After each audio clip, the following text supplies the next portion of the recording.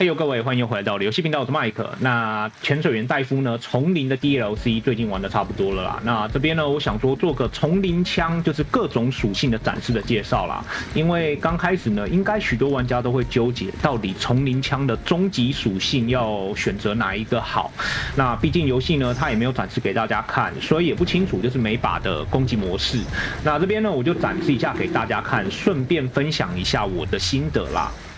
那这边呢，我就用 S、A、B、C、D 来分好了。那 S 呢就是顶级好用，然后 A 呢就是好用，那 B 呢就是普通堪用，那 C 呢就是偏不好用啦，那 D 呢就是烂。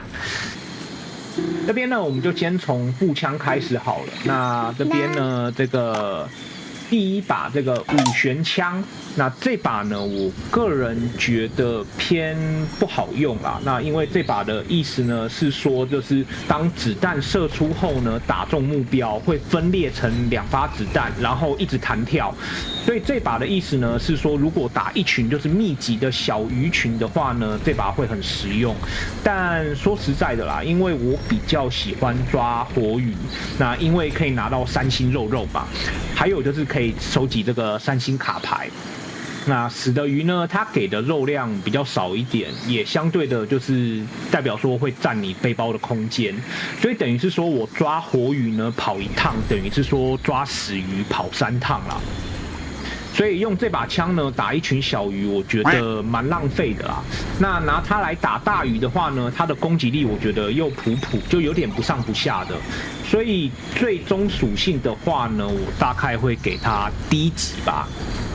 然后接着是这个电动分裂机枪啦，那这把呢跟五弦枪有点类似，它也是有这个 AOE 的伤害。那如果各位是喜欢打王呢，同时又抓点小死鱼的话呢，这把我觉得会比五弦枪稍微好用一点啦，因为它射出后呢，打中目标它会产生个就是三角形的电场，然后慢慢的向外扩散，然后同时呢，它又会附加这个电属性，所以打中大鱼呢或者是小王的话呢，会有这个麻痹的效果，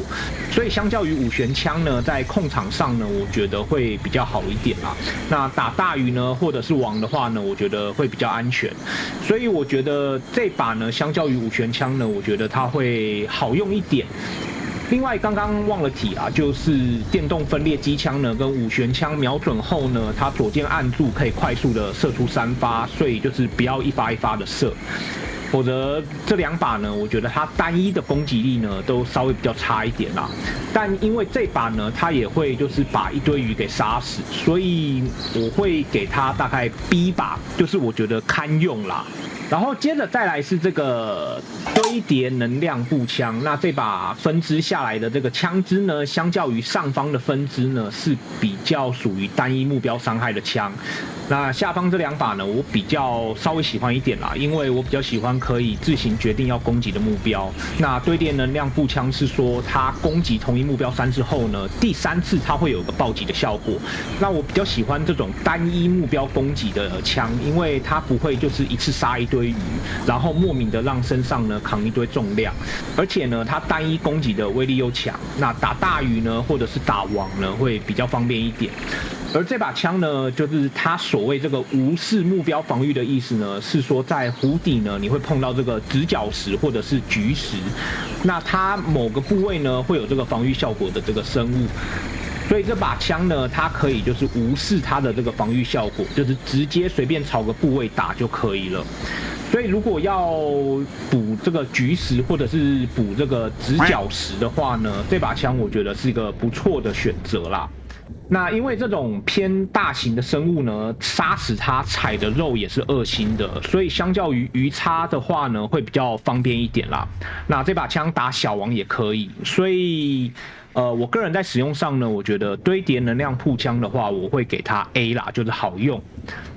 接着步枪的最后呢，则是堆叠火焰步枪啦。那它的道理呢，跟这个能量步枪一样，就是打3次后呢，会有个暴击效果。只是这把呢，它是施予这个火焰的伤害。那这把跟堆叠能量步枪比呢，我会稍微比较喜欢这把啦。那因为它打小王类的鱼呢，会比较多点伤害，因为毕竟也不是那么多鱼有这个无敌防御的效果，所以如果施加这个火焰伤害的话呢，打小王类的鱼伤害会稍微比较高一点，所以这把呢，我同样也是给它 A。但个人呢，相较于就是堆叠能量步枪呢，我会比较喜欢堆叠火焰步枪稍微多一点啦。所以如果各位呢要升级的话呢，到这个分界点的时候呢，我个人是比较偏向于往下这个升啦，因为这下面的2把呢，我个人在使用上面呢，我觉得稍微比较喜欢一点。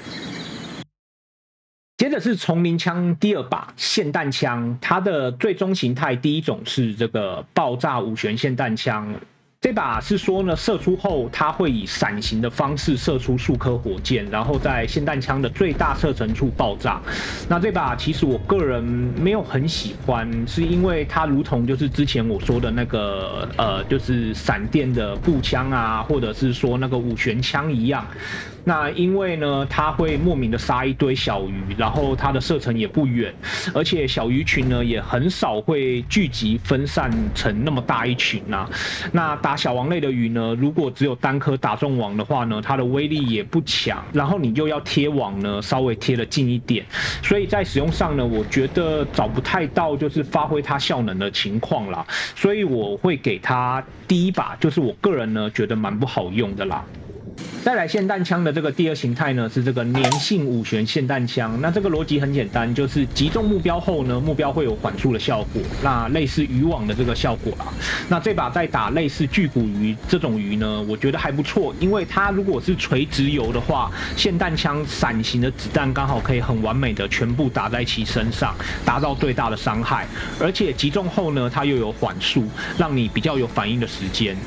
但因为这个霰弹枪的缺点呢，是如果鱼转向正面的话呢，它的这个击中的面积就比较小，所以它的伤害就会打折。所以这把呢，我会给它 B 把，就是堪用。那分数稍微比较高呢，是因为它的这个缓速的效果。然后接着呢是下方这个分支的这霰弹枪，那这把第1把是这把充能碎甲霰弹枪，那这把呢它是说瞄准后集气1秒可以打出更强的伤害，但说实在的啦，因为霰弹枪呢它的射程短，所以大鱼靠近你的时候呢，你在集气攻击时呢，其实时间会有点吃紧，除非你是在远处呢就先集好气等鱼过来啦，但就会比较花时间，而且呢，只有第1下能够偷袭，那接下来鱼追着你咬的时候就比较难集气啦。所以这把我大概会给它 C 把，就是我觉得是偏不好用啦。然后加上呢，它也没有什么附加的，就是控场效果。接着最后则是这把眩晕碎甲霰弹枪，那这把呢在攻击时会有几率把鱼击晕，无论鱼的大小，所以小王类的鱼呢也可以将其击晕，所以这把呢我会给它 S， 为什么呢？因为它兼备了攻击以及晕眩的效果，所以如果击晕的话呢，我就可以抓3星，那如果没有呢，我还是可以攻击。而且它还有这个击退的效果啦。那我主要是拿这把来抓这个小王类的鱼啦。那各位这边或许会说，就是用催眠枪也可以啊。那这边我待会会在催眠枪的部分呢分析，就是为什么。那这边最后这个霰弹枪的部分呢，我个人觉得除了这个晕眩碎甲霰弹枪外呢，其他我个人觉得都普普通通啦。可能也因为我不太喜欢这个霰弹枪的射程以及攻击模式吧。接着来到丛林枪的第3把狙击枪。它的第一最终形态是爆炸乒乓狙击枪，那这把跟刚刚的爆炸五拳霰弹枪有异曲同工之妙啦。那它是射出后呢会发出火箭，而且可以一次发出2颗火箭。这把是我破关从头拿到尾的。或许各位呢听到这边会觉得说，哇，麦克从头拿到尾一定很好用。错，这把呢我觉得蛮烂的啦，就蛮后悔生这把的，因为当时没钱，所以只好将错就错的拿着它。这边我就分析为什么，因为这把瞄准后呢，射出是火箭，而火箭的速度要超慢的，射出后还要稍微等一下才会加速冲向目标。那王在被击中的第一下后，它会快速的转身面向你，所以王的受攻击的面积就会变小，而你想要快速的摊刀多打个几发就很不方便，因为子弹飞得太慢。那王转身可能就闪掉飞弹了，所以就会浪费子弹啦。加上这个狙击枪主要的目的呢，其实是远距离的锁定单一目标，然后快速的将其秒掉。而这种慢速的爆炸攻击呢，我觉得就有点本末倒置啊。而且它的这个飞弹呢，击中小鱼后爆炸，就会莫名的帮王挡掉子弹啊，就会不会像其他的狙击枪这样子会有个穿透的效果。所以这把如果重来，我不会升它啦。所以这把呢，说实在的，我会给它第一把。再来是这个闪电乒乓狙击枪。